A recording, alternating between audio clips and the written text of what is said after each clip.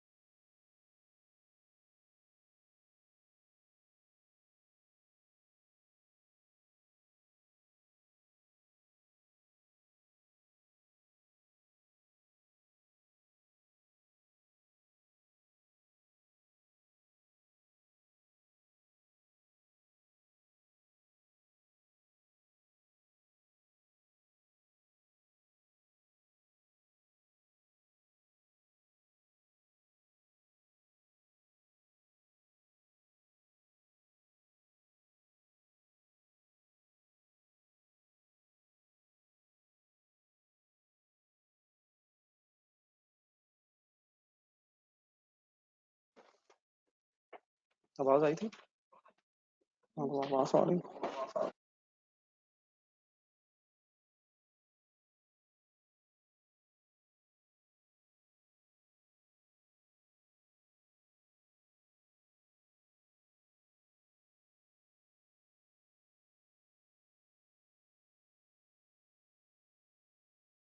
अस्सलाम वालेकुम dear students.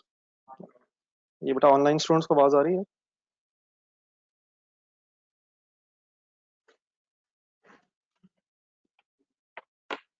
Online हजरात को आवाज मेरी बेटा आ रही है? सही है। प्लीज बेटा बता दिया करें यार।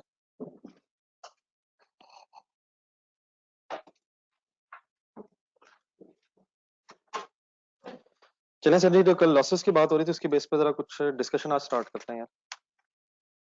क्वेश्चन नंबर 3 में कल मैंने आपको जाते जाते ये दिखाया था कि दोबारा रिवाइज कर लें जरा।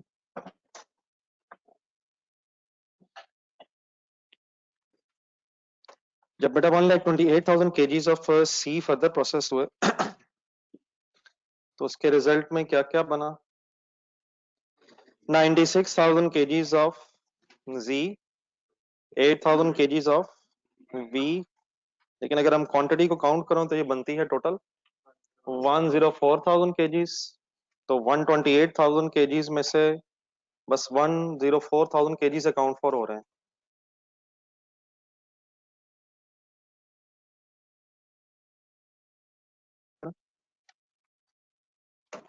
अपनी डायग्राम निकालें रजिस्टर से।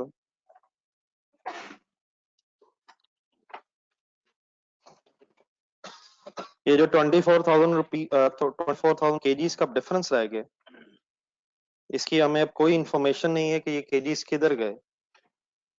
याद है चीजें? तो अब अगर हमें इंफॉर्मेशन क्वेश्चन में नहीं है कि ये kgs जो लॉस हुए हैं वो कहाँ गए, तो फर्स्ट ऑफ ऑल तो काइंडली क्वेश्चन नंबर 3 के नीचे एक नोट फिर पढ़ लें। क्या अज्यूम करना है अगर इंफॉर्मेशन ना हो कि नॉर्मल लॉस है, और फिर अगर नॉर्मल लॉस है तो इसको कॉस्ट एलोकेट होनी नहीं है, और अगर इसकी कोई रिकवरी वैल्यू है तो उसको फिर मैन्युफैक्चरिंग कॉस्ट से लेस करना है अगर मैन्युफैक्चरिंग बिजनेस है। फिनिश गुड्स में से अगर लॉस हो रहा है तो मैन्युफैक्चरिंग कॉस्ट में से लेस करना है, और अगर परचेजेस में से लॉस हो रहा है तो फिर परचेज से रिकवरी वैल्यू ने लेस हो। ठीक है, तो फर्स्ट ऑफ ऑल तो ये काइंडली लिखना है, ये जो डिफरेंस है ये नॉर्मल लॉस था, मैंने इसको क्यों इग्नोर करके सवाल कर दिया वो मैं अभी एक्सप्लेन करता हूँ। नहीं वो सारी फिगर्स जरा हमें रिकंसाइल करनी पड़ेंगी।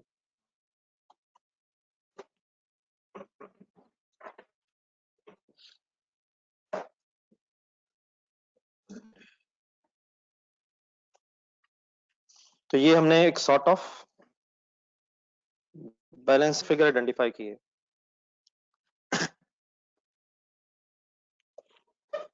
सर जी प्लीज टाइम पे आया करें सर, टाइम पे ही आए, क्लास को फॉर्म समझे सर, ठीक है सर। नहीं सर और लेट नहीं होंगे, फिर वो फॉर्म में जो होता है वो शुरू हो गया यहाँ, फिर इंशाल्लाह आप टाइम पे आएंगे, ना करें सर। वर्किंग नंबर 2 निकालेगा बेटा, अब वर्किंग नंबर 2 पे आए जरा। वर्किंग 2 था क्या थी, cost of goods manufactured of जी हमने कैलकुलेट की थी।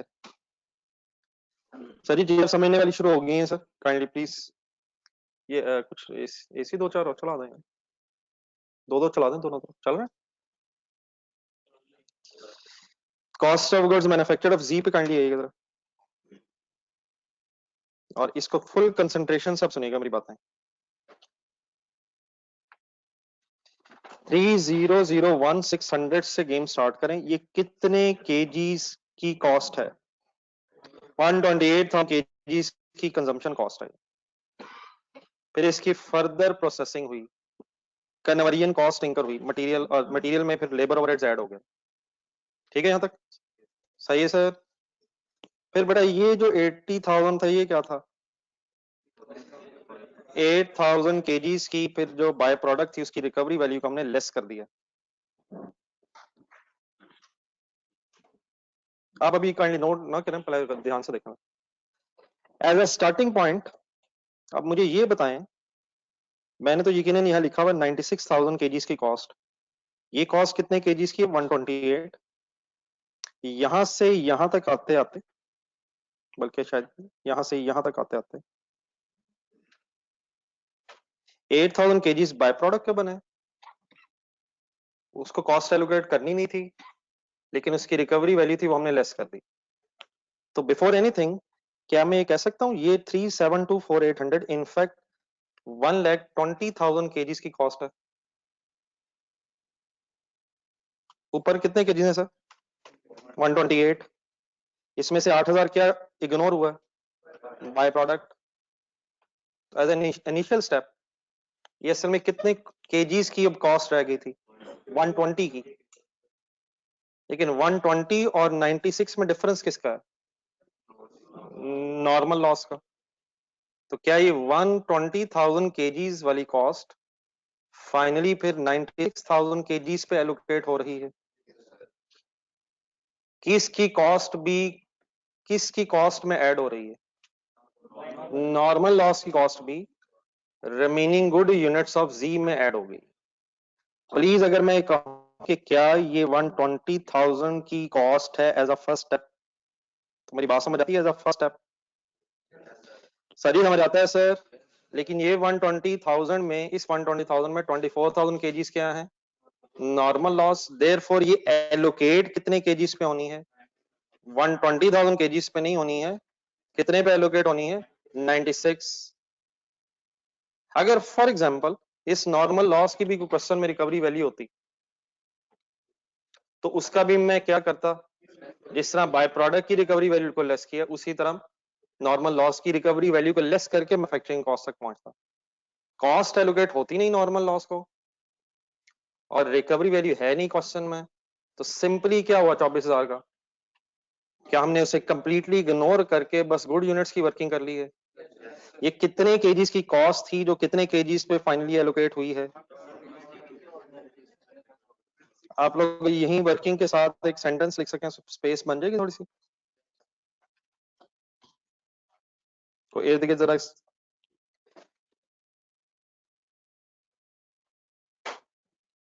दिस इज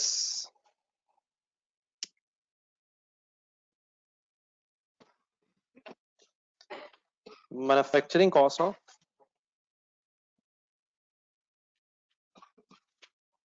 1,20,000 kgs देखिए 128,000 टोटल थे, 128 में से 8 किधर गए, बाय प्रोडक्ट बन गए, बाकी कितने रह गए 120. तो this is manufacturing cost of 120,000 kgs. However, it is to be allocated. It is manufacturing cost of. It is to be allocated to 96,000 kgs of Z because cost is not allocated to normal loss.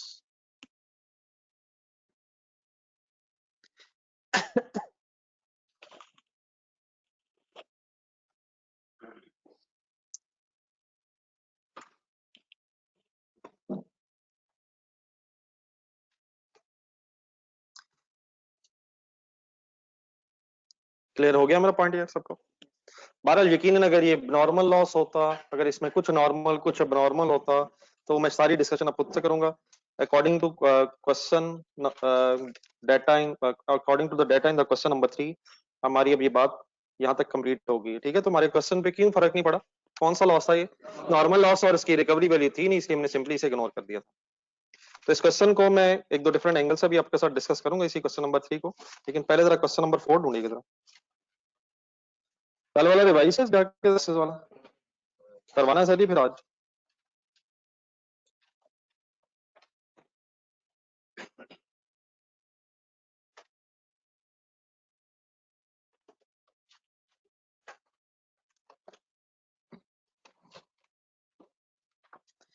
Platinum limited के नाम से question है, इसकी requirement शायद next page पे है.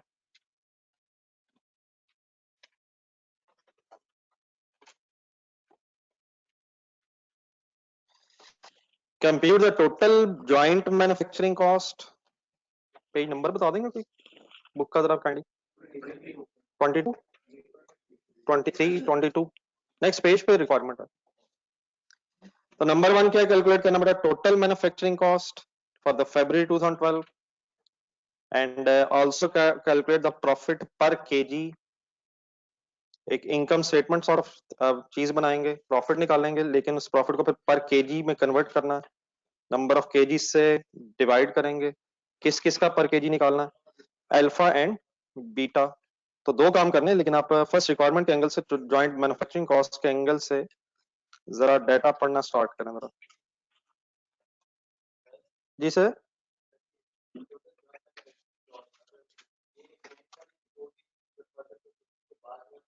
बेटा पढ़ के देखते हैं, एक मिनट बस. सर ही पहले जब आई थी बताइएगा, कहाँ आई थी,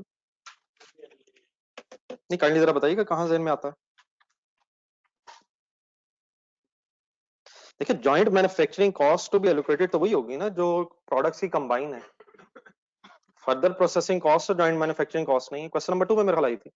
डिपार्टमेंट 1 जॉइंट प्रोसेस था, और डिपार्टमेंट 2 में प्रोडक्ट बी की प्रोसेसिंग हो रही थी, और डिपार्टमेंट 3 में प्रोडक्ट सी की प्रोसेसिंग हो रही थी. तो जॉइंट मैन्युफैक्चरिंग कॉस्ट तो उस डिपार्टमेंट को कहेंगे जहां पे प्रोडक्ट्स पे कंबाइन प्रोसेसिंग हो रही है. तो डिपार्टमेंट 1 था. तो डेफिनेटली टोटल मैन्युफैक्चरिंग कॉस्ट अगर आपने निकालनी है, तो it should be sum of the share from joint manufacturing cost and plus further processing cost.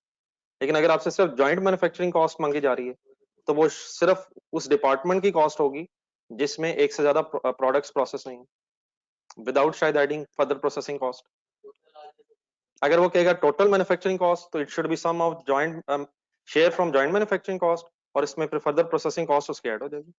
लेकिन जॉइंट मैन्युफैक्चरिंग कॉस्ट क्लियर है, किस डिपार्टमेंट का खर्चा जॉइंट मैन्युफैक्चरिंग कॉस्ट कहलाएगा, जहां एक से ज्यादा प्रोडक्ट्स प्रोसेस हो रही हैं. ठीक है, तो हमसे फर्स्ट ऑफ ऑल इस रिक्वायरमेंट में क्या मांगा हुआ है कि एक तो जॉइंट मैन्युफैक्चरिंग कॉस्ट बताएं, और फिर एक प्रॉफिट पर केजी की बात कर रहा है. तो वो डाटा पढ़ते हैं, फिर देखते हैं कैसे इंफॉर्मेशन अवेलेबल है. जी my dear, platinum limited manufactures two joint products by the name of, कौन कौन से प्रोडक्ट्स बने sir, alpha and beta and a by product zeta from a single production process. Following information is available from the PL's record for the month of February 2012. Direct material के 25,000 kgs at the rate of 25 per kg. Direct material की amount find out की जा सकती है। Direct labour के rupees per hour दिए हुए 15 और आगे आवर्स नहीं बेटा दिए हुए, शायद डायरेक्ट लेबर कॉस्ट दी हुई है 4,32,000।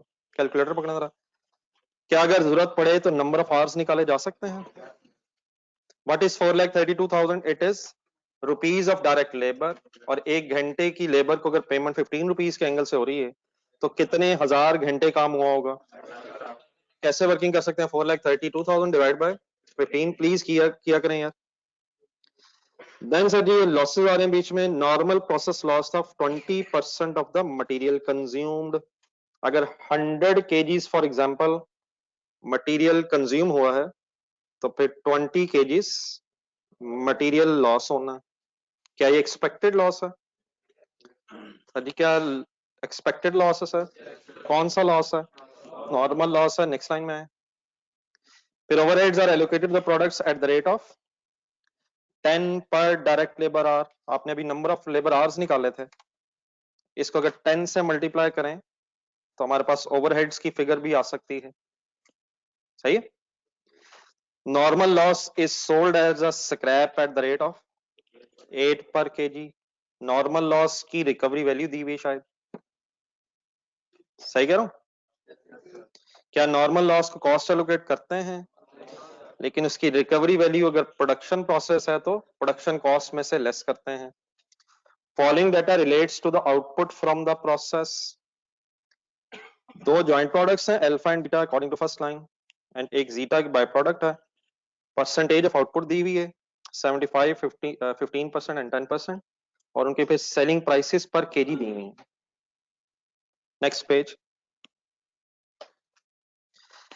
Alpha is then further processed at a cost of rupees 30 per unit before being sold in the market. It means alpha जो है वो split of point पे सेल नहीं हो रही, फर्दर प्रोसेस करके बेचा जा रहा है। एक सेंटेंस आखिर में अंडरलाइन करना जरा। जॉइंट कॉस्ट की फिर एलोकेशन का तरीका क्या बता रहा है? Joint cost are allocated on the basis of net realisable value. एक मिनट फर्स्ट पेज पे आइएगा चैप्टर।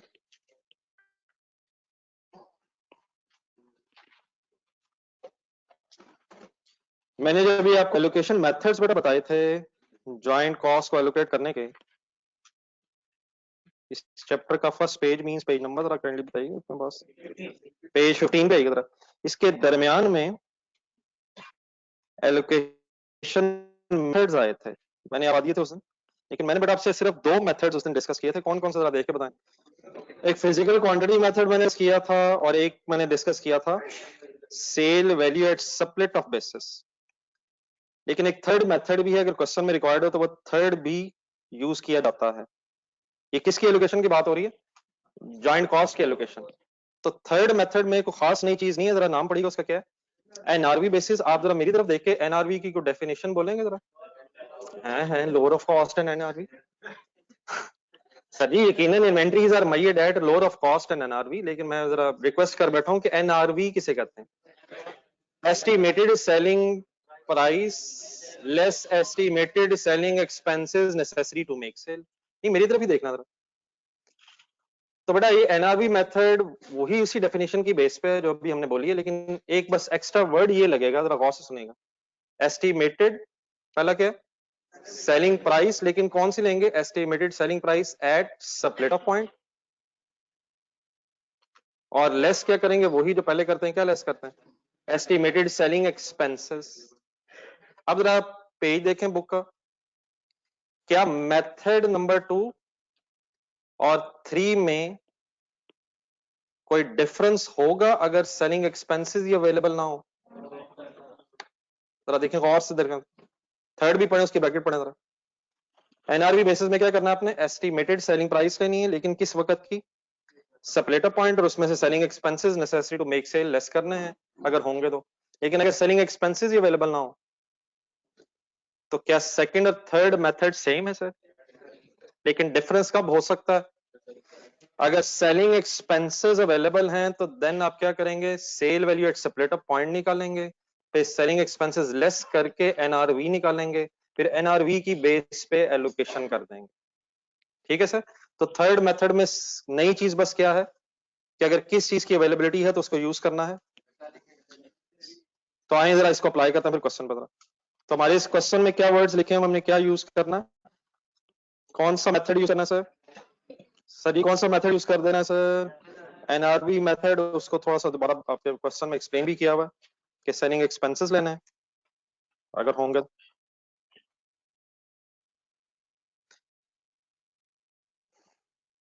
अब I before starting this question first page जरा छोड़ दें, एक डायग्राम फॉर्म में पहले इसको क्वेश्चन को समझ लेते हैं जरा। ये कोई हेल्प होती है वैसे जो मैं डायग्राम से एक बनाता हूँ? आप जरा बनवाएंगे आप?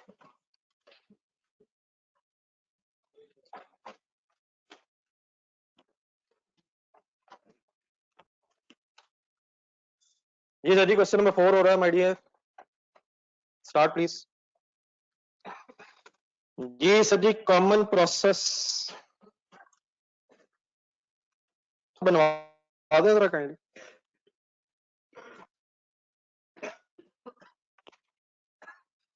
एक कॉमन प्रोसेस है सर, इस प्रोसेस से क्या क्या बन रहा है? Alpha, beta and zeta. थोड़ा सा करवा दें यार, थोड़ा सा देखें डाटा, नेक्स्ट पेज पे भी 2 लाइनें हैं, ढूंढ के जरा मुझे बता दें। जी alpha is not sold at supplier point, it is sold after being further process, तो इसका फर्दर प्रोसेसिंग है। और डेफिनेटली उसमें एक 30 पर यूनिट भी दिया हुआ है। ठीक है, इस जॉइंट प्रोसेस की कोई कॉस्ट अवेलेबल है? ढूंढे जरा ढूंढे, तो डाटा देख के बताएं कहीं है कोई मैन्युफैक्चरिंग प्रोसेस की कोई जॉइंट कॉस्ट?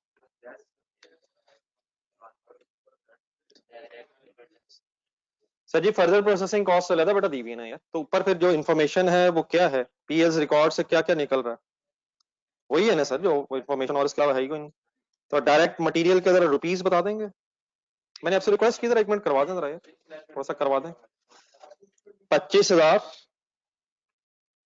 केजीज हैं और इंटू 25 अगर करेंगे तो 6,25,000 रॉ मटेरियल कंज्यूम्ड आ गया, डायरेक्ट मटेरियल। डायरेक्ट लेबर के रुपीस गिवन है फॉर 32,000। ओवरहेड्स की नीचे इंफॉर्मेशन अवेलेबल है, कैसे वर्किंग करूं? पढ़ दें सर जी, पढ़ दें रिवाइज कर लें प्लीज, सही तरह देख के कर लें पहले। एक 10 rupees per labour hour rate दिया हुआ है, तो how many labour hours working कर ली थी सबने? 28,800 मल्टीप्लाइड बाय 10, कैसे बना था ये? फॉर 32,000 लेबर कॉस्ट, और पर आर एक रेट दिया हुआ था 15, तो 28,800 क्लियर है सब। इंटू 10 करूंगा तो क्या चीज आ जाएगी? ओवरहेड्स की अमाउंट 2,88,000 रुपीज, प्लस कर दें जरा प्लीज यार, कोई एक बात कर दे यार। चलो मैं खुद ही करता हूँ यार। 1345,000, फुल कंसंट्रेट करें, एक एक बात का जवाब साथ साथ देने की कोशिश करें। क्या है इसका नाम? चलें ठीक है, ज्वाइंट भी लगा लें, मैन्युफैक्चरिंग कॉस्ट। अब लॉसेस बड़ा इन्वॉल्व है, फुल कंसंट्रेशन से देखें और बताएं क्या इनिशियली ये खर्चा 25,000 केजीज को प्रोसेस करने में आया? वो फिर अलग बात है एलोकेट कितने पे होना है। क्या 25,000 केजीज प्रोसेस में इनपुट हुए और 1,345,000 कॉस्ट आई? सर इसी तरह हुआ सर। अब जरा क्वांटिटी के एंगल से एक मिनट गौर से देखिएगा सारा, कैलकुलेटर पकड़ें। इस प्रोसेस में इनपुट कितनी हुई है? 25,000 केजीज। कितना लॉस एक्सपेक्टेड था? 20% से मल्टीप्लाई करना जरा। क्या ये 5,000 केजीज नॉर्मल है। इट मींस अगर 25,000 केजीज इनपुट है और 20% मींस 5,000 केजीज नॉर्मल लॉस के यूनिट्स हैं, तो क्या गुड यूनिट्स 20,000 केजीज होने चाहिए? और क्या फिर आपको नीचे इस टेबल में ये नजर आ रहा है कि गुड यूनिट्स का ब्रेकअप क्या क्या होगा? वो 20,000 केजीज की फिर आउटपुट रेशियो दी हुई है, कितने केजीज इनपुट होने हैं? 25,000। कितने तो लॉस हो जाने हैं? 20% 5,000। फिर बाकी बचने कितने हैं? 20,000। 20,000 किस किस किस के बचने हैं, किस रेशियो में बचने हैं? तो काइंडली अल्फा के बताएं कितने केजीज हैं? और स्टेज में 75%, 10, 15%, 10% अगर आप यूज करें तो 75% मींस क्वांटिटी बताएं। 15,000 KGs. 15% means 3,000 KGs and zeta के 10% मींस 2,000 केजीज। और डेफिनेटली फिर अल्फा ने फर्दर प्रोसेस होना है, लेकिन कितने केजीज ऐसे हैं अल्फा के जो फर्दर प्रोसेस हो? क्लियर हुई है मेरी बात सारी? सर लिखने की बहुत जल्दी करते हैं आप। सबसे पहले ये देख कर बताना यहां तक क्लियर है सारा। अब बनाए डायग्राम और एक्सप्लेन करने से मैक्सिमम जितना कर सकते हैं।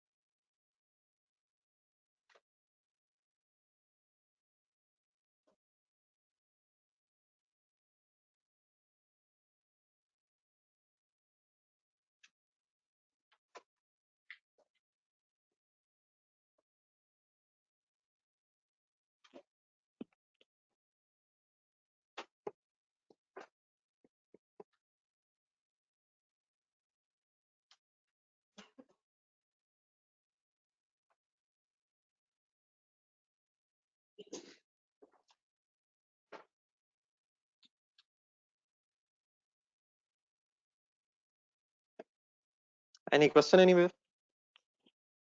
ये ऑनलाइन स्टूडेंट्स हो गए? समझ आगे बढ़ा सारा?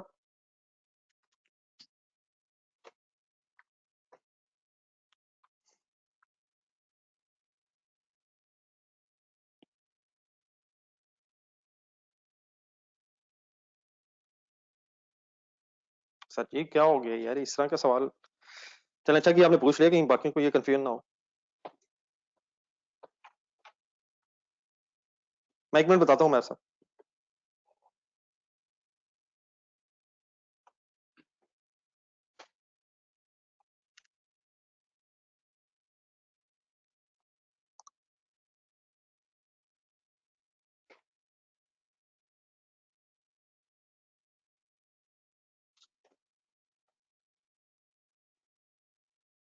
जी नोट कर लिए सर?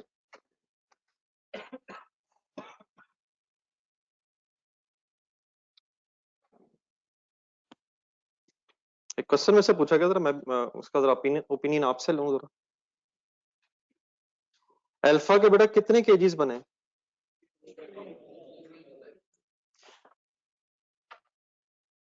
क्या अल्फा फर्दर प्रोसेस किया जाता है? किस कॉस्ट पे? मुझसे सवाल ये पूछा गया है कि अल्फा के तो केजीज बने हैं और प्रोसेस यूनिट्स को किया जा रहा है।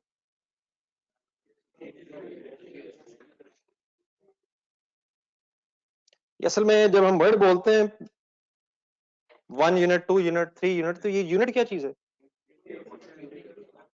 सर ये यूनिट कुछ भी चीज नहीं है, ये हम यूज टू हो गए बोल बोल के। क्या अगर क्वांटिटी केजीज में है तो क्या केजीज ही यूनिट्स हैं? और अगर क्वांटिटी लीटर्स में है यूनिट क्या चीज है? तो सर ये क्वांटिटी है सर। तो डाटा अगर बेटा केजीज में है तो केजीज यूनिट्स हैं। मैं क्या ये कह सकता हूँ 15,000 केजीज बने मींस 15,000 यूनिट्स बने? अगर ये लीटर्स में डाटा होता तो लीटर्स यूनिट्स होते यार। तो सर ये केजीज ही यूनिट्स हैं यार मिस्टर उमैर। बाकी क्लियर है हमारा? जी उमैर साहब। उमैर साहब ओके सर। मजाक किया ना बता दें यार। जी सर ये क्वेश्चन के मुताबिक हमें फाइंड आउट करना है जॉइंट मैन्युफैक्चरिंग कॉस्ट। एक फिगर हमारे सामने आएगी 1345000। Is it joint manufacturing cost? Is it joint manufacturing cost sir? इसमें कोई बड़ा डाउट नहीं है, लेकिन अब जरा इसका ब्रेकअप देखें बना क्या इससे। अल्फा बना, बीटा बना, जीटा और नॉर्मल लॉस बना। क्या 1345 ने इन चारों चीजों पे एलोकेट होना? अब इसमें कौन कौन सी ऐसी चीजें हैं जिन पे कॉस्ट एलोकेट ही नहीं होनी? ना नॉर्मल लॉस पे कॉस्ट एलोकेट होनी है और ना बाय प्रोडक्ट पे कॉस्ट एलोकेट होनी है। इनमें बाय प्रोडक्ट कौन सी है? जीटा। एक मिनट ठहरिएगा ठहरिएगा रुकिएगा। तो क्या पहले हमें 1345 की मैन्युफैक्चरिंग कॉस्ट को नेट मैन्युफैक्चरिंग कॉस्ट बनाना है जिसे फिर अल्फा और बीटा पे एलोकेट होना है बाय यूजिंग एनआरवी मेथड? ठीक है। तो अब एक मिनट नॉर्मल लॉस से शुरू कर लेते हैं। नॉर्मल लॉस के कितने केजीज हैं? 5000। इसकी कोई रिकवरी वैल्यू दी हुई है? ढूंढिएगा जरा कितनी रिकवरी वैल्यू है। तो 5000 मल्टीप्लाइड बाय एक 8 पर केजी बेटा ढूंढिएगा जरा। एक डबल एंट्री काइंडली बता देंगे जरा ये क्या मैं करने लगा हूं? मैं जो करने लगा हूं इसकी डबल एंट्री क्या कर रहा हूं? 5000 ना करें सर जी फिर वही फंसनी बातें। 5000 इंटू 8 से आंसर आ जाएगा 40,000। ऐड करूं या लेस करूं? लेस करने से एक डबल एंट्री बेटा बनेगी यार। कैश और receivable debit and manufacturing cost credit, क्योंकि फिनिश गुड्स की बात हो रही है। सर जी रुकें रुकें रुकें रुकें, बात समझें यार क्या हो गया। एक आध सवाल में सवाल करवा लें, बाकी खुद कीजिएगा, बस कॉन्सेप्ट समझ लें यार इसमें। अगर मैं आपसे ये कहूं कि 1345000 as a first step 25,000 KGs की कॉस्ट है, लेकिन इसमें जो 5,000 केजीज हैं उस पे कॉस्ट एलोकेट नहीं होनी और उसकी रिकवरी वैल्यू मैंने लेस कर दी है, क्या यहां तक अब जो फिगर आएगी मेरे पास 1305000 40,000 लेस करके, अब क्या ये 20,000 केजीज की कॉस्ट रह गई? अब 20,000 केजीज कौन कौन से हैं? लेकिन एक और काम हमें अभी क्या करना पड़ेगा फिर, अब उसमें जो जीटा है उसके भी कॉस्ट नहीं एलोकेट होनी क्योंकि वो बाय प्रोडक्ट है। ठीक है। और उसकी रिकवरी वैल्यू का जरा क्वेश्चन देके बताइएगा। ट्रीटमेंट को बताया भाई, इसके 3 ट्रीटमेंट्स हैं वैसे। किसके? बाय प्रोडक्ट के 3 ट्रीटमेंट्स हैं, कोई ढूंढने जरा कोई ट्रीटमेंट बताया भाई। अगर ना बताया वैसे हैं कौन कौन से? सेपरेट रेवेन्यू, अदर इनकम, और अगर ना बताया गया हो तो फिर deduct from the manufacturing cost. तो क्या इसका भी वही ट्रीटमेंट कर दूं जो नॉर्मल लॉस का किया है?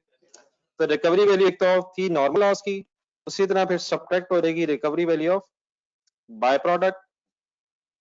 इसकी फिगर्स बता दें जरा, ढूंढने जरा इसका डाटा। क्वांटिटी इसकी है 2000 और इसकी पर के नीचे टेबल में 52.5 रुपीज दी हुई है सेलिंग प्राइस। क्वेश्चंस में बेटा ये आपने डिसीजन नहीं लेना होगा कि बाय प्रोडक्ट कौन सी है, जॉइंट प्रोडक्ट कौन सी है, एग्जामिनर बताएगा, अपने अकॉर्डिंगली ट्रीटमेंट्स करने हैं। आंसर बताइएगा जरा क्या आता है। 105,000 की भी वही एंट्री है, कैश और receivable debit and manufacturing cost credit. तो फाइनली मेरे पास 12 लाख रुपीस की फिगर आएगी। क्या ये फिर वो नेट जॉइंट मैन्युफैक्चरिंग कॉस्ट है जिसे अल्फा और बीटा पे by using RV method allocate होना है? सब क्लियर हो गया प्लीज? एक क्वांटिटी के एंगल से प्लीज एक दफा आखिरी मेरी बात दोबारा सुन लें। इनिशियली 25,000 केजीज प्रोसेस हो रहे थे, देयरफॉर ये खर्चा 25,000 केजीज पे ही आया है, लेकिन उसमें जो नॉर्मल लॉस के केजीज हैं उन पे भी कॉस्ट एलोकेट नहीं होनी, बाय प्रोडक्ट के जो केजीज हैं उन पे भी कॉस्ट एलोकेट नहीं होनी। ये 12 लाख रुपया अब बेसिकली कितने केजीज पे बस एलोकेट होना है? 18,000 KGs of alpha and beta पे एलोकेट होना। सब क्लियर है प्लीज? कोई कंफ्यूजन है तो मुझसे पूछ लें, बाकी डेटा आपके सामने है, अब नोट करें जरा।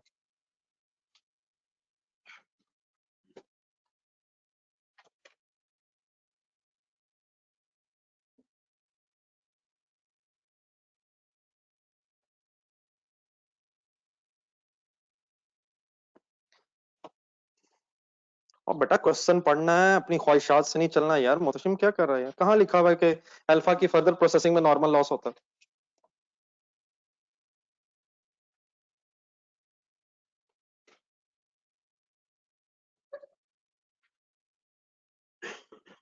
जो ज्वाइंट प्रोसेस का खर्चा की कॉस्ट जो दी हुई उसमें सारी इंफॉर्मेशन है। तो मटेरियल किस पे कंज्यूम होना है? तीनों पे। और सर जी 2.5 नहीं है, 52.5 है, क्वेश्चन में गिवन है।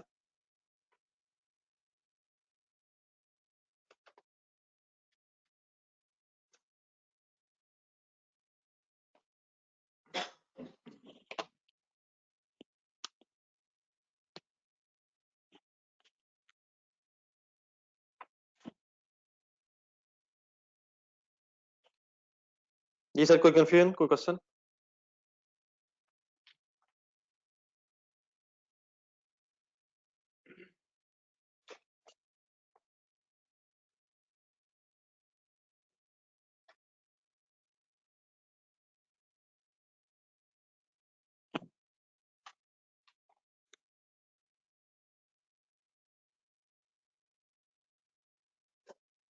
चलें रिक्वायरमेंट पढ़ें फिर नेक्स्ट बताएं क्या करना।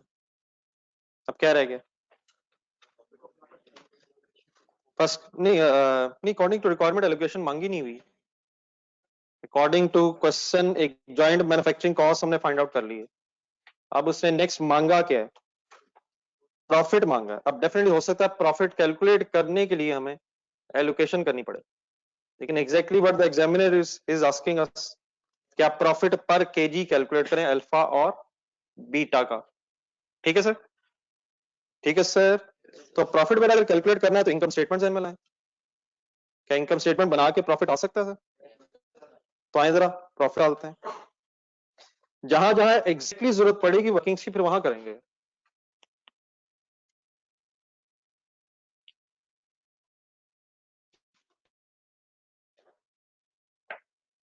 फर्स्ट पेज मैंने छोड़ा था, मेरा ख्याल एक स्पेस है आपके पास। प्रॉफिट पर केजी, प्रॉफिट अगर निकालना तो इनकम स्टेटमेंट जहन में आनी चाहिए, लेकिन हमें प्रॉफिट पर KG of the product separately find out करना है। तो देयरफॉर शायद कॉलम्स बना लेते हैं। किस किस नाम से? Alpha and beta. करवाना है काइंडली, इकट्ठे हो जाए, बना लें थोड़ा सा फॉर्मेट, लेकिन पहले लिखवाइएगा फिगर्स, ढूंढ के फिर कीजिएगा जी। स्टार्टिंग पॉइंट बोलें, सेल्स अल्फा के नंबर ऑफ यूनिट्स ढूंढें। अल्फा के कितने यूनिट्स बने हैं? 15,000 जो यूनिट्स बने हैं ये मैन्युफैक्चरिंग हुई है, लेकिन क्या कोई स्टॉक्स की इंफॉर्मेशन तो नहीं है? कोई ओपनिंग क्लोजिंग स्टॉक्स की इंफॉर्मेशन तो नहीं है सर? अब बट अगर ओपनिंग क्लोजिंग स्टॉक्स की इंफॉर्मेशन नहीं है तो क्या मैं कह सकता हूं जो प्रोडक्शन है वही सेल हुई होगी? लेकिन क्या ये जरूरी है हमेशा? हम ढूंढ रहे हैं सेल, लेकिन स्टॉक्स की इंफॉर्मेशन ना होने की वजह से हम 10,000 केजीज को एज इट इज यूज कर रहे हैं। सबको क्लियर है please? if there is no opening and closing stock of finished goods, then what is equal to what? Production is equal to sale. एक फिनिश गुड का laser जेन में लाएं यार। ये सर जी अब इस तरह की बातें जो पिछले दिनों में हो गई हैं, कोशिश करिएगा जेन में आया करें। फिनिश गुड्स का अगर मैं कोई लेजर बनाऊं, is finish alpha and beta finish goods? Alpha and beta finish goods है सर। तो अगर बेटा ओपनिंग स्टॉक, चार मेन चीजें पूरी करवाएं जरा, ओपनिंग स्टॉक, क्लोजिंग स्टॉक और डेबिट साइड पे क्या आएगा? नहीं बेटा परचेज नहीं, finish goods sir, production sir, manufacturing business sir. और यूनिट्स के एंगल से बात कर रहा हूँ, इशूड नहीं सर, फिनिश गुड्स बेचेंगे सर, कहाँ इशू करनी है फिनिश गुड्स? एक मुझे जवाब रॉ मटेरियल की परचेज का मिला है और दूसरा मुझे इश्यूएंस ऑफ रॉ मटेरियल का मिल गया। सर क्या हो रहा है? क्या फिनिश गुड्स बना के इशू करेंगे सर? क्या फिनिश गुड्स खरीद के बेचेंगे सर? फिनिश गुड्स का क्या करेंगे सर? प्रोड्यूस करके सेल करेंगे यार। लेकिन आपको पता है अगर ओपनिंग स्टॉक भी ना हो ओपनिंग स्टॉक क्वांटिटी भी ना हो, क्लोजिंग स्टॉक क्वांटिटी भी ना हो, कोई इंफॉर्मेशन नहीं है, तो क्या जो बना होगा वही भी सेल हुआ होगा? ये बात कर रहा हूँ। अपने जेन में फिनिश गुड्स का लेजर लाएं और बोर्ड पे देखें क्या क्या ना होने की वजह से क्या किसके बराबर है। किसका opening closing? Sir ji work in process का, यार कमाल है यार, पूरा बोलें। किसका ओपनिंग क्लोजिंग ना होने की वजह से क्या किसके बराबर है? परचेज इश्यूएंस के बराबर नहीं है, वो रॉ मटेरियल का ओपनिंग क्लोजिंग ना होने की वजह से होगा। ठीक है जी, बताइए नंबर ऑफ यूनिट सोल्ड फिर कितने होने चाहिए? अब तो बता दो यार। एक ही सेल प्राइस होना है इंटू 95 1 1425 और बीटा के लिए वर्किंग कैसे हो जाएगी? How many quantity, how much quantity? 3000। जहां क्वांटिटी जरा मैं ढूंढूंगा प्लीज, आपके पास बनी हुई है वर्किंग्स में देखें, और एक यूनिट और बीटा की सेलिंग प्राइस डाटा देखें साथ साथ क्वेश्चन का। 95 and 175 respectively alpha and beta.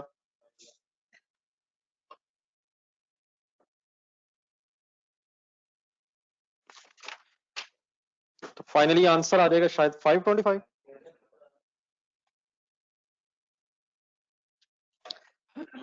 Okay sir, next cost of sales. अच्छा बेटा यकीन है ना, इन वर्किंग्स के शायद शॉर्टकट वेज भी पॉसिबल हैं, लेकिन फिलहाल अभी हम एक इनिशियल लर्निंग फेज में हैं, तो सब कुछ तरतीब से ज़हन में लाएं चीजें। अब कॉस्ट ऑफ सेल्स कैसे कैलकुलेट होती है? Opening stock of finish goods चाहे नहीं भी है लेकिन लिखें, लिख के डैश लगाएं। मतलब ये कुछ जरूरी नहीं है कि हो ही ना, इस केस में नहीं है। अब इसमें क्या ऐड होना? Cost of good manufactured.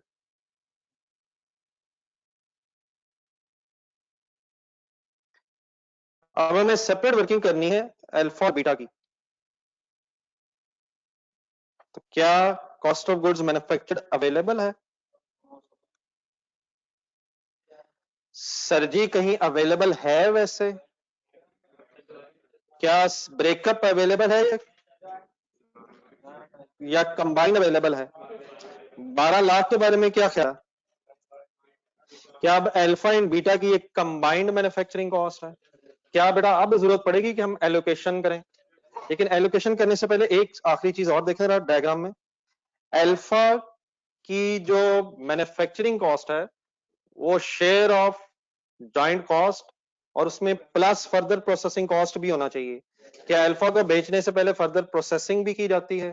तो अल्फा के लिए शेयर भी चाहिए और प्लस फर्दर प्रोसेसिंग कॉस्ट, वो मिल के फिगर इसके सामने कॉस्ट ऑफ गुड्स मैन्युफैक्चर्ड की आएगी। लेकिन बीटा की शायद सारी जो मैन्युफैक्चरिंग कॉस्ट है वो जॉइंट कॉस्ट में से उसका शेयर निकलना है। तो शायद दिस इज अ टाइम कि अब हम एलोकेशन की तरफ जाएं। ठीक है, तो इसके लिए अब आप वर्किंग नंबर शायद 1 कह लें या 2। अगर आपने डायग्राम को 1 कह दिया तो फिर 2 करना।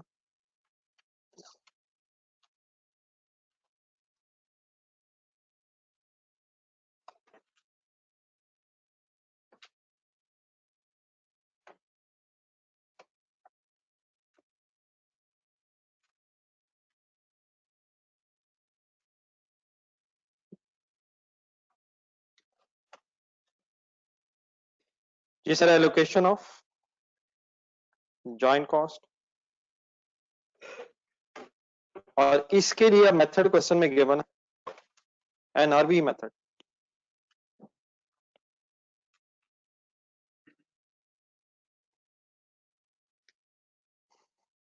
जी सर, स्टार्टिंग पॉइंट प्रोडक्ट्स के नाम लिखवाएं, alpha and beta.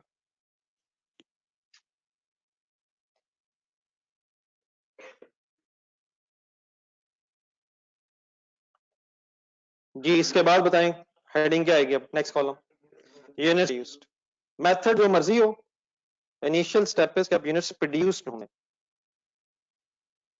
Ji alpha की यूनिट्स प्रोड्यूस्ड आर 15,000 एंड 3,000। अगर फिजिकल क्वांटिटी मेथड होता तो शायद हम यहीं से प्रोपोर्शन बना के गेम खत्म कर देते, लेकिन मेथड कौन सा? एनआरवी मेथड में इनिशियली कहां तक पहुंचना है? Sale value at split of पे पहले पहुंचना है और फिर सेलिंग एक्सपेंसेस ढूंढने की कोशिश करेंगे अगर है तो अब सेल वैल्यू कैसे बना, अब sale price per unit,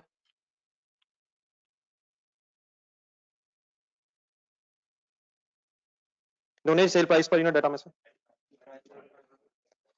cell price per unit क्या थी जी? Sale price per unit 95 and 175।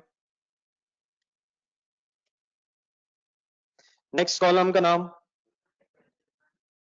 नहीं बेटा, अभी नहीं आया अभी। क्या अल्फा को बेचा जाता है फर्दर प्रोसेसिंग के बाद? तो सर ये अल्टीमेट सेल वैल्यूज आई हैं शायद।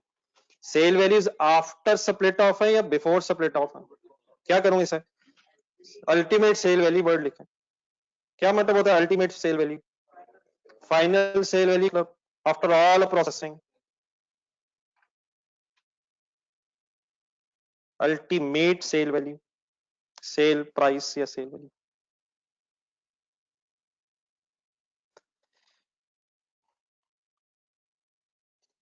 क्या फिगर्स आ जाएंगी? ये 11 वही आ जाएंगी शायद। 14 सॉरी 1425 एंड 525, क्योंकि 525 प्रोडक्शन और सेल असल में सेम है, इसलिए शायद प्रोडक्शन की मार्केट वैल्यू भी वही आ रही है जो सेल्स की वैल्यू आई थी। जी सर आप आगे बताएं। Next column further processing, concentrate करें प्लीज सारे। फर्दर प्रोसेसिंग किसकी है ही नहीं, तो बीटा तो 0 हो गया। अब अल्फा का डाटा ढूंढना, अल्फा का डाटा, अल्फा का डाटा, अल्फा का डाटा 30 पर यूनिट दिया हुआ है। क्या per unit means per KG sir इस डाटा में? तो कितने केजी सर, कितने केजीज कैसे वर्किंग कर सकता हूं? How many KGs? 15,000 multiplied by 30 is equal to 4,25,000, 4,50,000 sir, sir sir sir.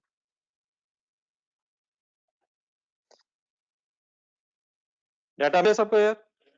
ये नेक्स्ट कॉलम का नाम, नाम नाम नाम, मत डरे मत डरे मत डरे मत डरे, कुछ ना कुछ बता दें। अभी शायद hypothetical sale value at split off आएगी।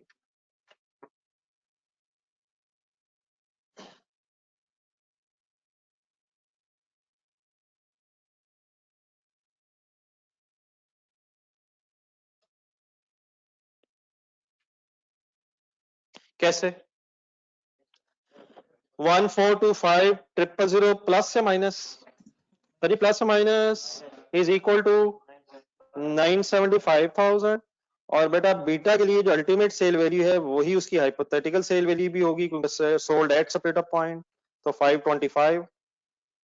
Any confusion? नेक्स्ट कॉलम नहीं बेटा, अभी इस मेथड का नाम क्या है? NRV method. अभी हम बस कहां तक पहुंचे हैं? Sale value at split off तक तो आ गए हैं। अब क्या ढूंढने की कोशिश करनी है?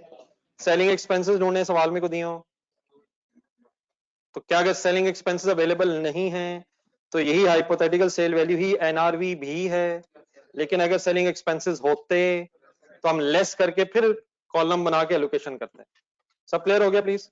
तो यहीं से बेटा क्यों टोटल करें, क्योंकि सेलिंग एक्सपेंसेस अवेलेबल नहीं है और इन्हीं फिगर्स की बेस पे फिर 12 lakh rupees of joint manufacturing cost can be allocated. जी माय डियर, कोई क्वेश्चन किसी का हो? करें फाइनल।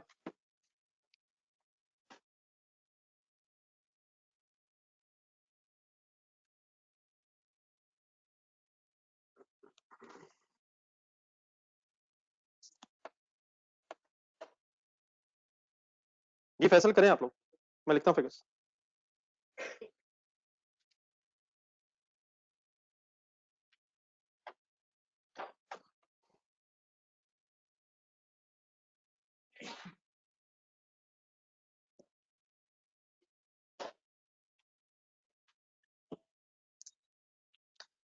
$15 लाख और एलोकेशन की अमाउंट हो जाएगी 780,000 और 4,20,000।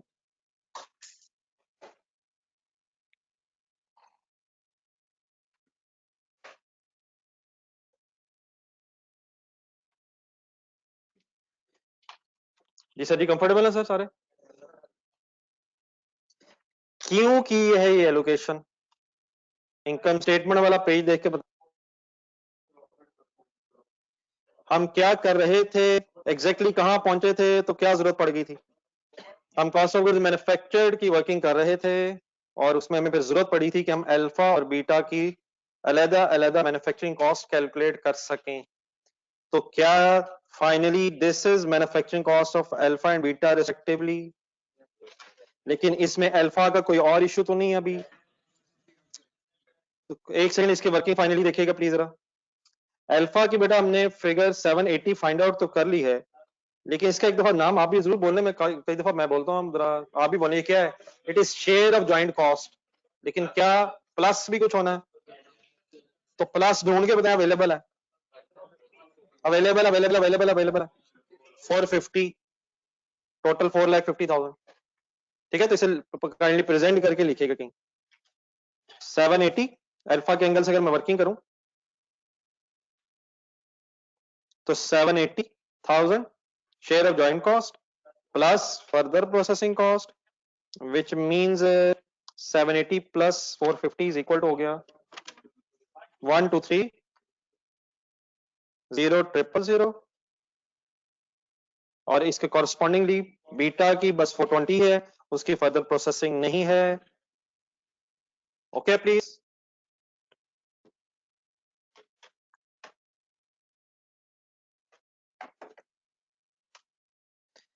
देन आगे जरा चलते जाएं। नेक्स्ट क्लोजिंग स्टॉक्स अगर होते तो लेस करते, ना होने की वजह से, ओपनिंग क्लोजिंग स्टॉक्स ना होने की वजह से अमाउंट्स के एंगल से अगर मैं वर्ड बोलूं तो कॉस्ट ऑफ गुड्स मैन्युफैक्चर्ड ही कॉस्ट ऑफ सेल कहलाएगी। क्या ना होने की वजह से क्या क्या कहलाएगी?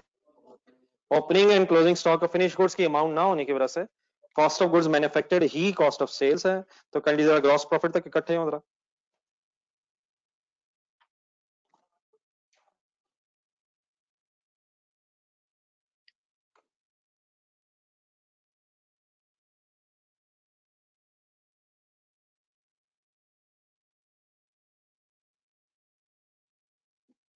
अब सेल में से अगर कॉस्ट ऑफ सेल लेस करनी तो उसके लेस के एंगल से ब्रैकेट लगा रहा हूँ। तो what is the gross profit sir? 1,95,000 and 105,000 sale less cost of cell.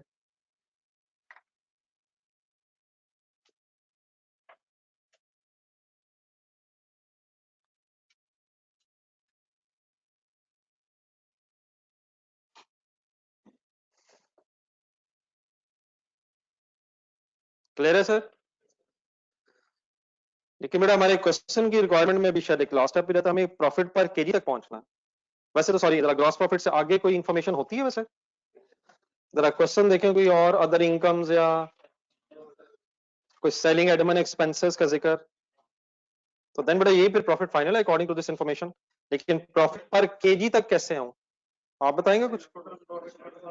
अब प्रॉफिट हमारे पास आ गया, क्या ये profit number of KG sold की बेस पे होगा या प्रोड्यूस की बेस पे होगा? यकीन हमारे क्वेश्चन में सोल्ड और प्रोड्यूस हैं तो सेम, लेकिन अगर डिफरेंट होते तो क्या प्रॉफिट जो है बेच के, चीजें बेच के अर्न किया जाता है या चीजें बना के अर्न किया जाता है? तो एक आसान सा फॉर्मूला फिर क्या यूज करेंगे हम, gross profit divide by number of units या नंबर ऑफ केजी सोल्ड। तो आसान सी बात है, करें फाइनल। अल्फा के लिए क्या हो जाएगा और बीटा के लिए क्या हो जाएगा? 195,000 divided by 15,000 and 105 divided by 3,000. Profit divided by number of units sold is equal to, I think, 13 per kg and 35 per kg.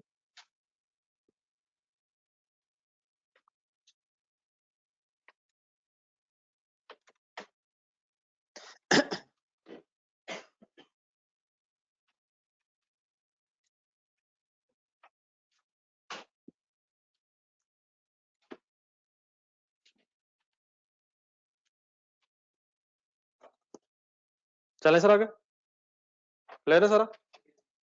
Question number 5। बस अब इसमें मेरा जो कॉन्सेप्ट है वो तकरीबन हमने पढ़ ली, बाकी अब क्वेश्चंस में जो डिफरेंट तरीके से इंफॉर्मेशन दी होती है उसको कैसे यूज करना है क्वेश्चन करते हुए, ये काम बस रह गया। इसमें अब लॉसेज आएंगे डिटेल में, तो आपने बस कंसंट्रेट करना जरा। क्वेश्चन नंबर 5, क्लोन लिमिटेड की दो रिक्वायरमेंट्स हैं, कैलकुलेट नंबर 1 क्या? joint cost and apportion then them to the two products, it means allocation शायद joint cost निकालें और उसकी allocation करनी है। नंबर 2 फिर एक डिसीजन देना है, आपने डिसीजन करना है कि advice CL whether it should produce seed or pollen without further processing, तो ये भी एक जरा छोटी सी नई चीज आ जाएगी। पढ़े first line sir.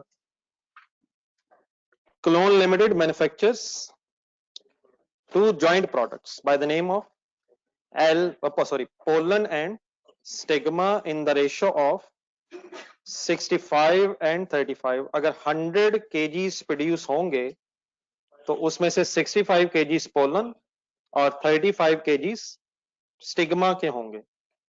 The company has two production processes, production departments A and B. Pollen can either be sold at split off point or can be further processed at department B and sold as a new product seeds। Pollen का या क्या किया जा सकता है और या क्या किया जा सकता है? उसे एज इट इज भी बेचा जा सकता है, लेकिन एक और ऑल्टरनेट क्या है कि उसे डिपार्टमेंट बी में फर्दर प्रोसेस करके एक नई प्रोडक्ट का फिर नाम देके पोलन को सीड्स में कन्वर्ट करके डिपार्टमेंट बी में भी बेचा जा सकता है। क्या अगर सीड्स बेचने हैं तो पोलन बनाने पड़ेंगे? क्या अगर सीड्स बेचने हैं तो पोलन बनाने पड़ेंगे? सर पोलन बनाए बगैर ही सीड बेच देंगे ना यार, पोलन बनेंगे एज अ जॉइंट प्रोडक्ट, लेकिन फिर पोलन्स को डिपार्टमेंट बी में फर्दर प्रोसेस करके सीड्स बना के बेचेंगे। शायद उसी तरह से है जिस तरह क्वेश्चन नंबर 3 में था कि सी बनाएंगे और फिर जी में कन्वर्ट करके बेचेंगे, लेकिन डिफरेंस ये है कि वहां सी को एज इट इज शायद नहीं बेच पाते थे और जी ही बेच सकते थे। यहाँ पोलन एज इट इज भी बिकता है और फर्दर प्रोसेस करके भी बिक सकता है। मसलन for example, for the sake of an example, कि आपने कुछ शर्ट्स की मैन्युफैक्चरिंग की है, शर्ट्स एज इट इज भी बेची जा सकती हैं और ये भी है सपोज कि आप उसे पैकिंग करके बेच दें, ठीक है, तो पैकिंग के लिए हो सकता है फिर डिपार्टमेंट अलग हो, तो एज इट इज भी चीजें बिकती हैं bye the name of pollen और फर्दर प्रोसेस करके भी बेची जाती हैं, ठीक है। अब अगर आपसे मैं कहूं कि सीड्स की टोटल कॉस्ट कैसे आएगी, तो थोड़ा सा बताएंगे जरा बोल के जरा कि कैसे आएगी? पोलन को बनाने की cost, share of joint cost and plus further processing cost within department B should be the total manufacturing cost of seeds। आगे स्टिग्मा एक जॉइंट प्रोडक्ट और थी, is sold without further processing at split of shide। Following information relates to three products is available from CL's records। Pollen stigma और seeds की information है, cell price पर KG दी हुई है, टोटल सेलिंग एक्सपेंसेस भी बताए हुए। Following further information relates to the two departments is available। Material X department A पड़ेगा सर, वाई नहीं है डिपार्टमेंट ए में। Labour at the rate of 150 per our, आगे आवर्स दिए हुए। वेरिएबल ओवरहेड्स 125 पर लेबर आवर। फिक्स्ड ओवरहेड्स 100 पर labour our. निकाल लेंगे वेरिएबल और fixed overheads. Material input output ratio, अगर 100 केजीज डिपार्टमेंट ए में प्रोसेस हो तो आउटपुट कितनी बनती है? 88। इट मींस 12% अप्रोक्सीमेटली लॉस है, और डिपार्टमेंट बी में देखेंगे तो 4% लॉस है। Next line, material is ready at the beginning of the process, जब प्रोसेस शुरू होता है तो उसी वक्त शायद प्रोसेसिंग शुरू में डाल के उस पर प्रोसेस किया जाता है। जॉइंट कॉस्ट अंडरलाइन करना are allocated, joint costs are allocated on the basis of once again NRV at separate of point। और दोबारा आपकी याद दहानी के लिए ब्रैकेट में लिखा हुआ है what is the meaning of NRV at separate of point। आप सेल प्राइस लेंगे एट सेपरेट ऑफ पॉइंट और उसमें से सेलिंग एक्सपेंसेस लेस करेंगे। अब सेलिंग एक्सपेंसेस हमारा इस डेटा में ऊपर अवेलेबल भी हैं, तो शायद उनका भी कोई यूज आएगा।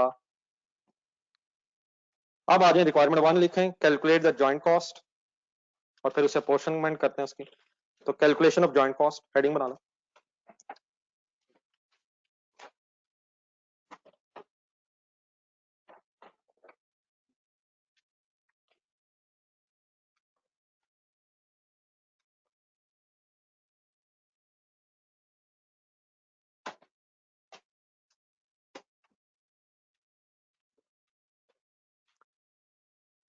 किस डिपार्टमेंट के एक्सपेंसेस जॉइंट मैन्युफैक्चरिंग कॉस्ट हैं? देख के फर्स्ट पैराग्राफ पढ़े दोबारा।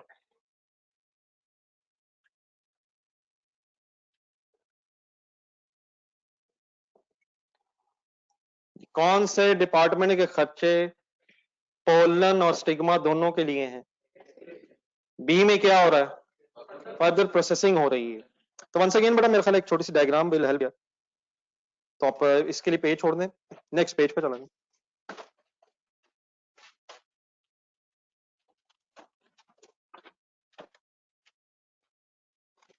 जी सर, डिपार्टमेंट ए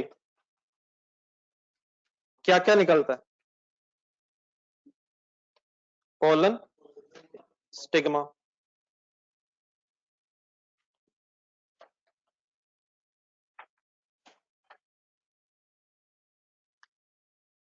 डेटा में से ढूंढ के बताएं, डिपार्टमेंट ए में इनपुट कितने केजीज की होती है? ढूंढे जी काइंडली। नीचे डाटा दिया हुआ है, सारा टेबल देखें जरा ऊपर नीचे। डिपार्टमेंट ए की इंफॉर्मेशन देखें हमने, बस। मटेरियल एक्स के नाम से डिपार्टमेंट ए में 75,000 केजीज इनपुट किए जाते हैं। अब देख रहे हैं यहां से ऑनवर्ड्स। पहले क्या इस डिपार्टमेंट में कोई लॉस भी है? कितने परसेंट लॉस है? 100 अगेंस्ट 88%, 12%। नॉर्मल है या नॉर्मल है? हमें इंफॉर्मेशन नहीं है शायद, नहीं मतलब कोई ऐसे वर्ड्स नहीं लिखे हुए, सिर्फ ये लिखा हुआ है 188, तो लॉस तो है नहीं। वो तो ठीक है, मतलब वो तो ठीक है, वही तो मैं जहन में लाना चाहता हूँ। मैंने मतलब कहना मैं ये चाह रहा हूँ कि शायद कोई एक्सपेक्टेड वर्ड नहीं है, अनएक्सपेक्टेड वर्ड नहीं है, नॉर्मल अब नॉर्मल वर्ड्स नहीं है। तो अगर नहीं हमें पता तो स्ट्रेट अवे हमारे जहन में क्या आएगा कि एक्सपेक्टेड लॉस है, इट मींस कैलकुलेटर पकड़ा। और एग्जैक्टली प्लीज वैसे ही सोचिएगा जिससे मैंने अभी क्वेश्चन नंबर 4 में बताया आपको। अगर 75,000 केजीज इनपुट हुई है तो क्या 12% मींस मुझे बताया जा सकता है? तो क्या मैं कह सकता हूं नॉर्मल लॉस केजीज आर 9,000? ठहर जाइए एक minute. It means 75,000 KGs process करके 66,000 केजीज की आउटपुट बननी है। कैसे 66 मैंने कैसे बना दी? माइनस 9,000 कर लें या 88% कर लें? करें 75,000 इंटू 88% सीधा करें जरा। ये क्या है? अब ये 66,000 क्या है? ये आउटपुट है, गुड यूनिट्स हैं। अब फर्स्ट पॉइंट में जाए ऊपर, क्या फिर पोलन एंड स्टिग्मा की एक रेशियो भी बताई हुई है 65-35? समझ आ रही है मेरी बात? 75,000 केजीज बेटा इनपुट है, एक्सपेक्टेड लॉस 9,000 केजीज है, तो आउटपुट है कितनी? 66,000 मल्टीप्लाइड बाय 65%। पोलन के फिर कितने केजीज होंगे? कितने केजीज होंगे? 42,900। और स्टिग्मा के 35% बनेंगे 23,100। कंफर्टेबल है प्लीज? कर लें, यहां तक लिखा।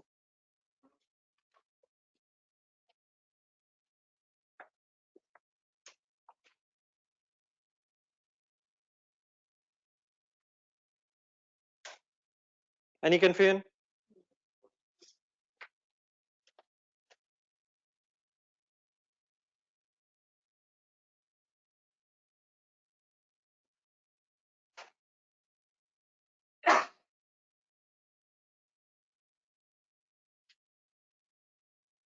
जी my dear, any question from online students?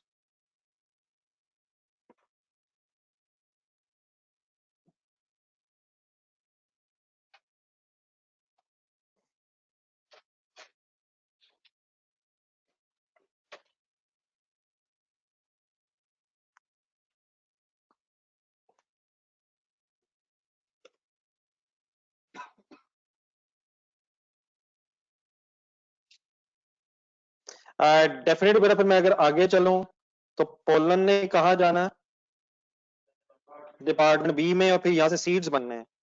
तो वो बेटा अगर हम रिक्वायरमेंट वन के एंगल से जरा देखें, एक मिनट जरा देखें रिक्वायरमेंट वन।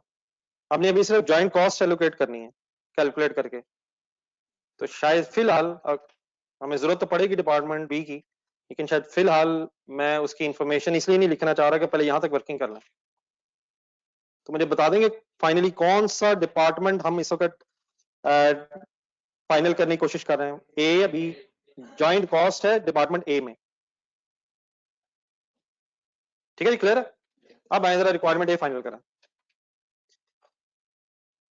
अब ज्वाइंट कॉस्ट कैसे इकट्ठी करूं सर? डिपार्टमेंट ए का खर्चा पूरा करना है, क्या क्या खर्चा है उसमें? मटीरियल एक्स, अब अपने पास पेज छोड़ा हुआ था वहीं बनाइएगा। मटीरियल एक्स कैसे? 75,000 multiplied by 60 per KG is equal to 45 lakh. Material Y है नहीं, डाटा मिल गया, कहां से उठा रहा हूं? लेबर हाउ मेनी आवर्स, अब यहां आवर्स बेटा स्ट्रेट वे गिवन है, और what is the labour cost per hour 150 is equal to 18 lakh.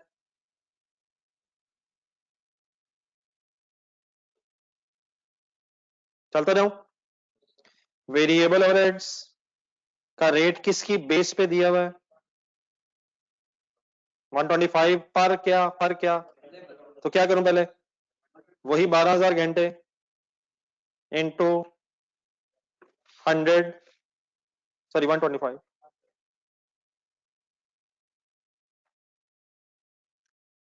Is equal to 15 lakh. Fixed overheads 12,000 into ढूंढने रेट। सब लोग सामने से ऐसे देख के लिख रहे हैं जैसे मैं डेटा ज्यूम कर रहा हूं। कोई एक फिगर कम से कम सवाल में से देख लें। क्वेश्चन साइलेंट है, और सभी को रेट बता दें 100।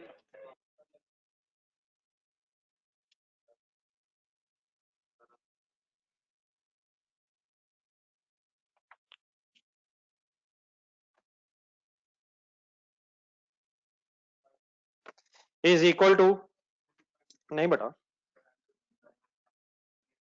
क्यों मेरा इम्तिहान ले रहे हैं? 9 मिलियन यार, मेरे सामने फिगर्स हैं, ये रेट है ठीक है total.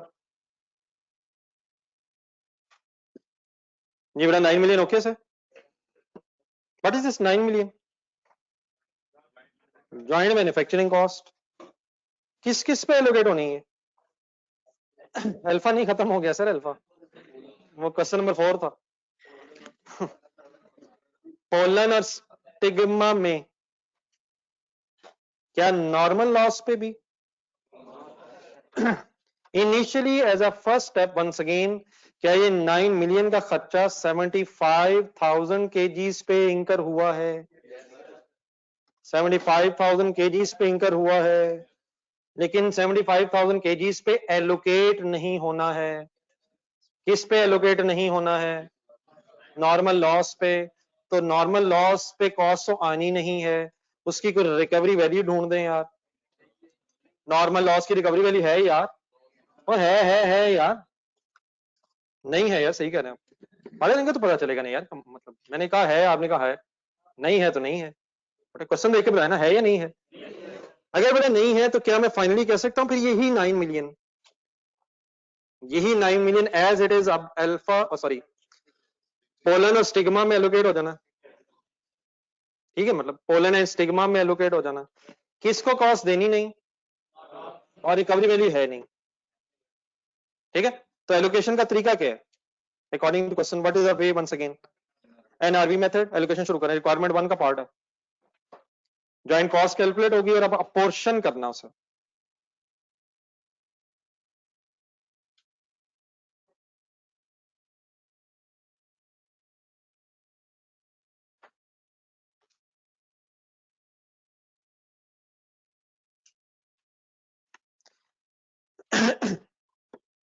Ji my dear, starting point, अब प्लीज इस तरह की चीजें फाइनल करें टेबल बनाते हुए। स्टार्टिंग पॉइंट नहीं बेटा, पहले तो नाम प्रोडक्ट्स है यार। अच्छा, ये भी एक इंपॉर्टेंट डिसीजन हो जाना, यहाँ गौर से देखिएगा जरा। क्या लिखूं? Pollen, stigma, definitely units produced. बताएं। 42, 900।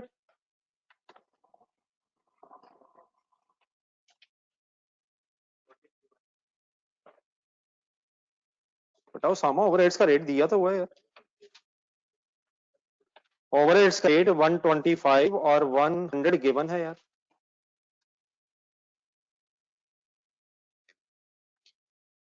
Please mister Osama, Osama Imtiaz साहब, गिवन है फिगर यार। 125 और 100 रेट्स गिवन है यार। ना गिवन हो तो फिर निकालेंगे ना, ऑलरेडी गिवन है। ओके, सिग्मा के यूनिट्स प्रोड्यूस्ड हैं 23,100। ये यूनिट्स प्रोड्यूस से आगे बढ़े। सेलिंग प्राइस पर यूनिट, हुक्म। सेलिंग प्राइस पर यूनिट की इंफॉर्मेशन है पोलन स्टिग्मा की। कहाँ है, कहाँ है, कहाँ है, कहाँ है? फर्स्ट टेबल ऊपर, 90, 300, 90 एंड 300।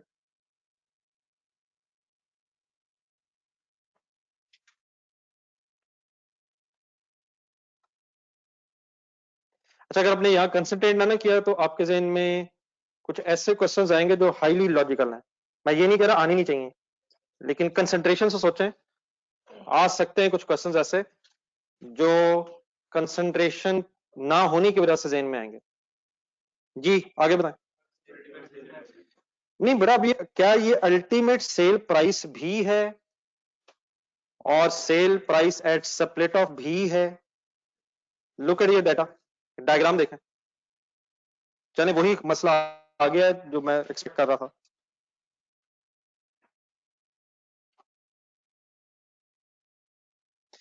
हमने क्वांटिटी सेल प्राइस से मल्टीप्लाई कर दी है, तो क्या पोलन्स की जो सेल प्राइस है वो एट स्प्लिट ऑफ ही है?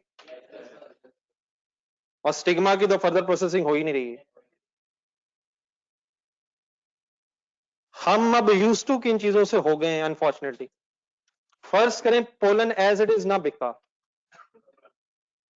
फर्ज करें पोलन सेल की सेल होती ना एट स्प्लिट ऑफ, क्या होती है? बस ये क्लियर है सबको? According to first paragraph pollen as it is बिकता है। लेट्स अज्यूम पोलन को सेल कर ही ना सकते होते हम अनलेस वी प्रोड्यूस या we convert the pollen into seeds. Then फिर मैं सीड से स्टार्ट अगर करता तो सीड्स की सेल प्राइस कहलाती अल्टीमेट सेल प्राइस।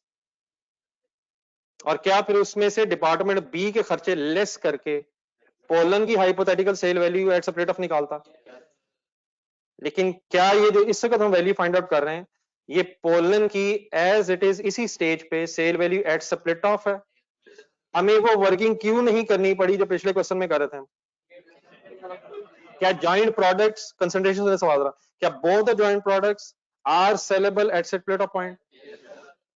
हमारी चॉइस है कि हम सीड बना के बेचें, लेकिन एज इट इज भी बेच सकते हैं एट ₹90 पर केजी पोलन। स्टिग्मा की तो ऑफर कोई बहस नहीं है ना, उसकी फर्दर प्रोसेसिंग है ही नहीं। तो क्या अगर मैं पोलन्स के 42,900 केजीज को 90 से मल्टीप्लाई करूं तो क्या ये sale values at split off ही आ जाएंगी? और क्या फिर हमें फर्दर प्रोसेसिंग कॉस्ट को सोचने की जरूरत है? कब जरूरत पड़ती?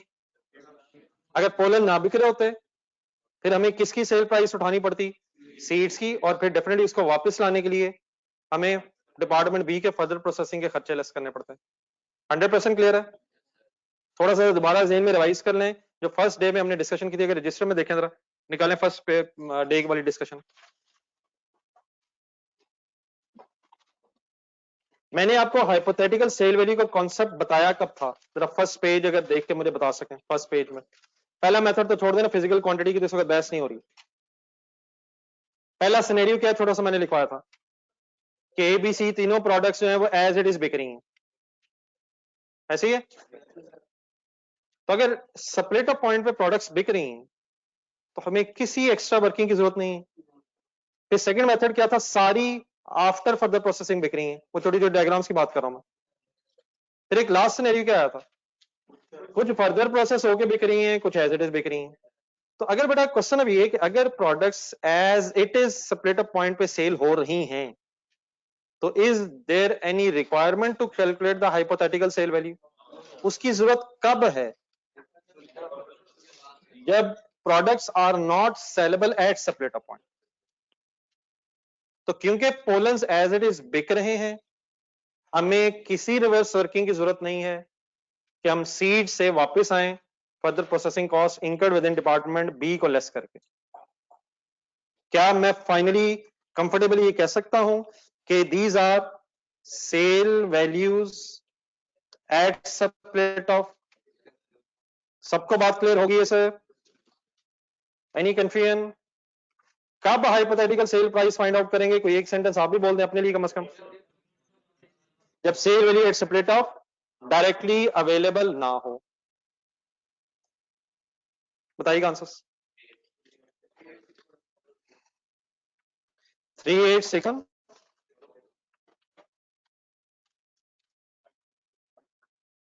6930।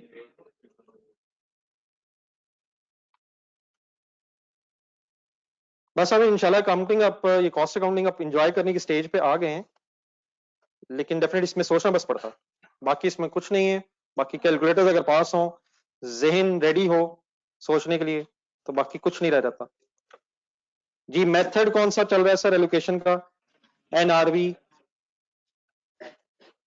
नहीं, ये sale value at supplier off तो अब आ गई है। अब हमें सिर्फ फर्दर क्या सोचना है, फर्दर प्रोसेसिंग कॉस्ट का सोचना है या सेलिंग एक्सपेंसेस का सोचना है? प्रोसेसिंग कॉस्ट क्यों नहीं सोचनी है यार? क्योंकि स्प्लिट अप पॉइंट की सेल वैल्यूज आ गई हैं। अब बस एनआरवी का मेथड की वजह से सेलिंग एक्सपेंसेस सोचना है। अगर एनआरवी मेथड ना होता, sale value at split off method होता, तो क्या यहीं से एलोकेशन कर देता? लेकिन एनआरवी मेथड है और सेलिंग एक्सपेंसेस अवेलेबल हैं, ढूंढने अवेलेबल हैं, अवेलेबल हैं सर। लिखें, एक नेक्स्ट कॉलम बना लेना। Selling expenses are now 135,000 and 306।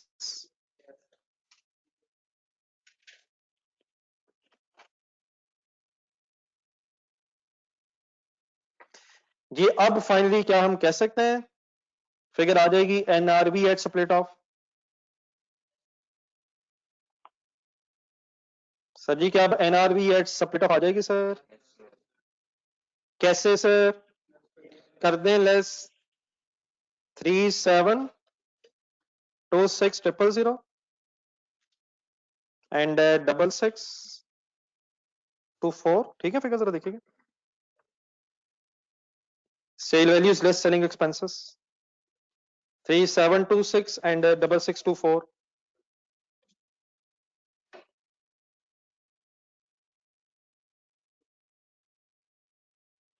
ठीक नहीं है फिगर? काइंडली बताइए। और यार फिगर बता दो यार।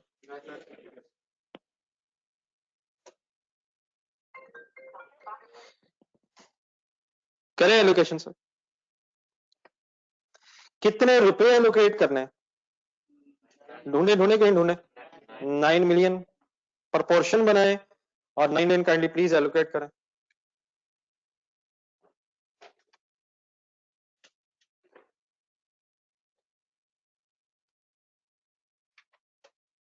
ये कोई क्वेश्चन किसी का अगर हो, ऑनलाइन स्टूडेंट्स एज वेल।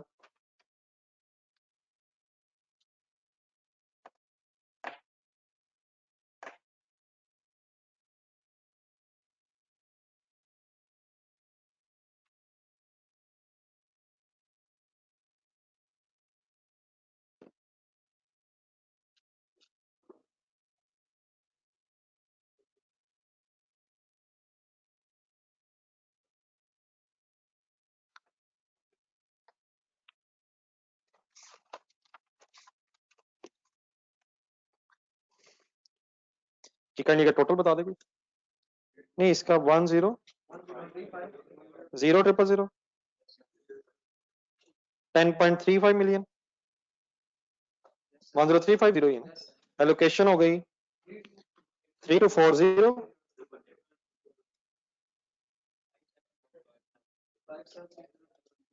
जी फैसल, इसमें बिल्कुल सही आपने कहा है, 9 मिलियन के खर्चे से नॉर्मल लॉस के यूनिट्स भी बने हैं, लेकिन मेरे भाई फैसल, क्या नॉर्मल लॉस को भी कॉस्ट एलोकेट करनी है? क्या उस नॉर्मल लॉस की कॉस्ट भी बाकी यूनिट्स में ही जानी है? और बाकी यूनिट्स का मतलब पोलन एंड सिग्मा में जानी है, लेकिन बेटा किस मेथड से? एनआरवी के मेथड से जानी है। ठीक है फैसल, याद आ गया? और उसकी रिकवरी वैल्यू है नहीं, इसलिए हमने इसको कंप्लीटली इग्नोर किया हुआ। According to question there is no information of recovery value of normal loss. ठीक है फैसल, ओके?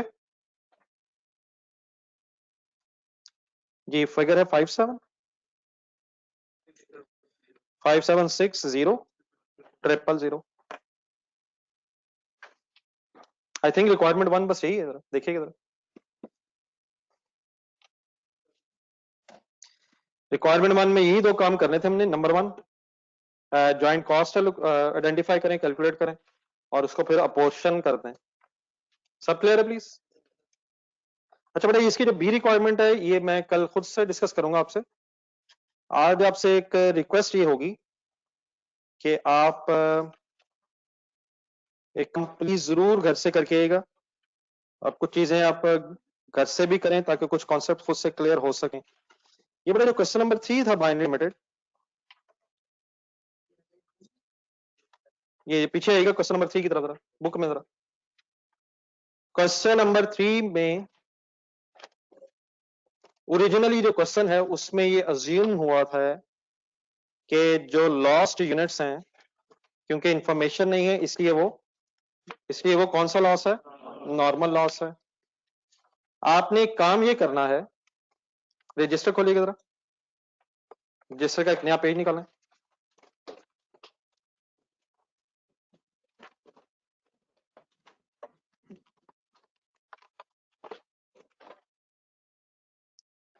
एक सेंटेंस लिखिएगा स्टार्ट में जरा। एक नया पेज मीन्स है फिर घर के लिए ये पेज है, इसको फिर आपने फिल करना। तो स्टार्टिंग लाइन में लिखिएगा जरा, same question number 3।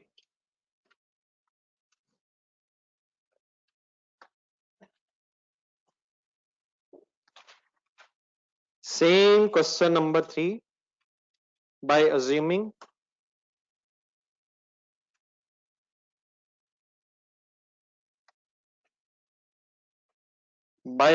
that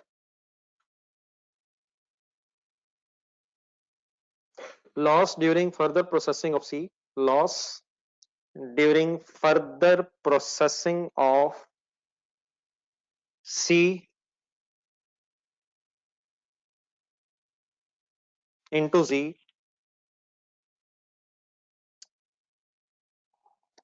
is abnormal loss.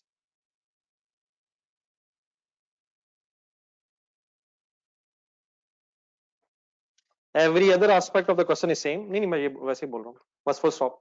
सारा क्वेश्चन वही है जो है, वही क्वेश्चन नंबर 3, लेकिन क्या मैंने एक अजम्पशन चेंज की है कि वो जो 24,000 लॉस था वो होना चाहिए था या नहीं होना चाहिए था? अपनी स्क्रीन देखिएगा जरा एक सेकंड। ये बेटा हमारी जो डायग्राम है ये भी एज इट इज रहेगी, एक्सेप्ट ओनली इज कि मेरी इस assumption की वजह से ये जो 24,000 केजीज हैं, समझ आ रही प्लीज बात? ये फिर abnormal लॉस है। तो क्या कोई फर्क पड़ता है? फर्क ये पड़ता है कि abnormal लॉस का कॉस्ट एलोकेट करनी है, उसकी कॉस्ट रिमेनिंग यूनिट्स पे एब्जॉर्ब नहीं करनी है। लेकिन ए और बी एज इट इज, उसमें कोई इंफॉर्मेशन का मसला नहीं है। लेकिन जी को जब आप वर्कआउट कर रहे होंगे तो उसमें कुछ चेंजेस आएंगी। आप जरा एक मिनट बुक खोलिएगा जरा, बुक में आप एक मिनट दिखाइए जरा बुक। जब आप ये सिनेरियो बना लेंगे, पूरी इनकम स्टेटमेंट दोबारा बनानी है आपने। एक तो क्वेश्चन नंबर 3 कुछ रिवाइज हो जाएगा, उसमें फिर ये जो चेंजेस आएंगी ये भी आपको कुछ महसूस होंगी कि कैसे आनी है। जब आप ये सारी वर्किंग कर लेंगे तो पेज नंबर 25 निकालें जरा।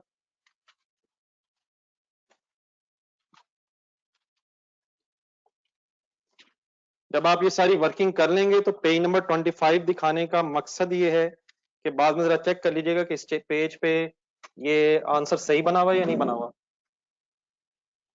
इसी सिनेरियो का फिर आपके पास आंसर भी अवेलेबल है, लेकिन बेटा ये देखने से कोई फायदा नहीं होना इसका। आप अटेम्प्ट कीजिएगा, इसमें यकीनन कुछ इश्यूज आएंगे, वो मैं कल क्लास के स्टार्ट में डिस्कस भी करूंगा। सबको याद रहेगा होमवर्क क्या है। अगर आप घर बैठा काम नहीं करेंगे तो मेरे लिए बिल्कुल ये यूजलेस है। मैं अकेला ही अगर लगा रहूंगा तो उससे कुछ फायदा हासिल नहीं होगा। तो क्या सबने इरादा नेक कर लिया सर? तो प्लीज उस पर अमल करके आइएगा।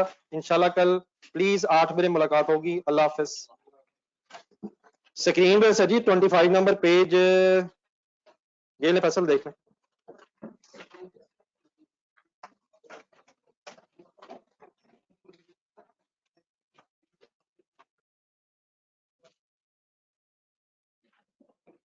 इस चैप्टर का 11 नंबर पेज है। ये जो जॉइंट बाय प्रोडक्ट्स का जो चैप्टर आपको मैंने दिया ना, बुक का पेज नंबर 25 है, लेकिन फैसल ये पेज नंबर 11 है। ठीक है फैसल।